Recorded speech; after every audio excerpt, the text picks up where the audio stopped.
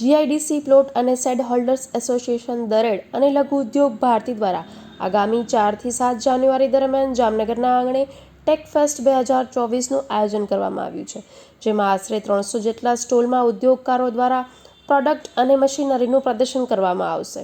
આશરે 50,000 ચોરસ કિલોમીટરમાં 13 ડોમ સાથે નવી ટેકનોલોજીના મશીનો લાઈવ જોવા મળશે। આ તકે સંતો, મહંતો, કૃષિ મંત્રી, સાંસદ, ધારાસભ્યો, મ્યુનિસિપલ કમિશનર, એસપી સહિતના પદાધિકારીઓ અને અધિકારીઓ ઉપસ્થિત રહેશે।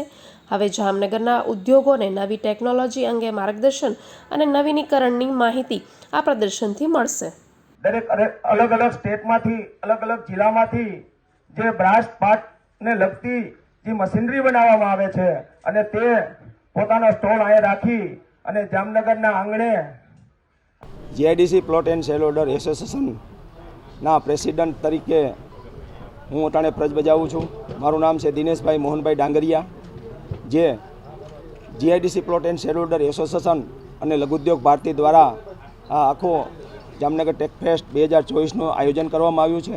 અને ખાસ આનો ઉદ્દેશ અમારો એ છે કે જામનગર બ્રાસ પાર્ટને એક સ્ટેજ મળે અને વિશ્વ ફલક ઉપર જામનગર બ્રાસ પાર્ટ એનું પ્રચાર પ્રસાર થાય અને એનું કામ થાય, એના માટેનું અમે આ જામનગર ટેક ફેસ્ટનું આયોજન દર વર્ષે કરીએ છીએ।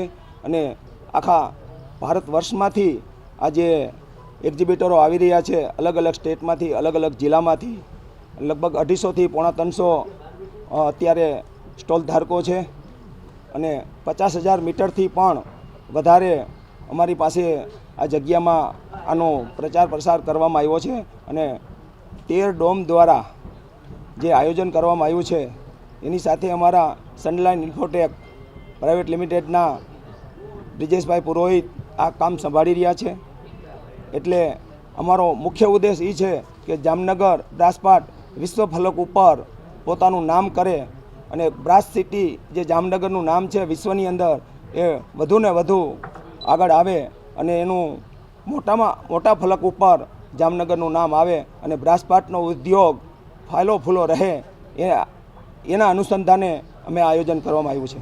તારીખના સ્થળ અમારું આ સ્થળ જામનગર બાયપાસ દ્વારકા હાઈવે ઉપર ફેઝ 2 અને 3ની સામેના ભાગમાં કનસુબ્રા પાટિયાની સામે અને 2024 જાન્યુઆરી 4, 5, 6 અને 7 4 દિવસનું આ આયોજન છે અને આ 4 દિવસ માટે આયોજન કરવામાં આવ્યું છે। કયા કયા સિટીના આમાં ભાગ છે? અત્યારે લગભગ ભારત વર્ષમાંથી પંજાબ, લુધિયાણા એનું સિટી છે, પછી પૂના, બોમ્બે, રાજકોટ, અમદાવાદ એમ અલગ અલગ સ્ટેટ અને અલગ અલગ સિટીઓના એક્ઝિબિટરો અહીંયા આવ્યા છે અને પોતાની મશીનરીનું પ્રદર્શન કરશે। આ મશીનરી એવી મશીનરી છે કે લાઈવ ડેમો પણ હશે અને અદ્યતન ટેકનોલોજીથી પણ ભરપૂર હશે।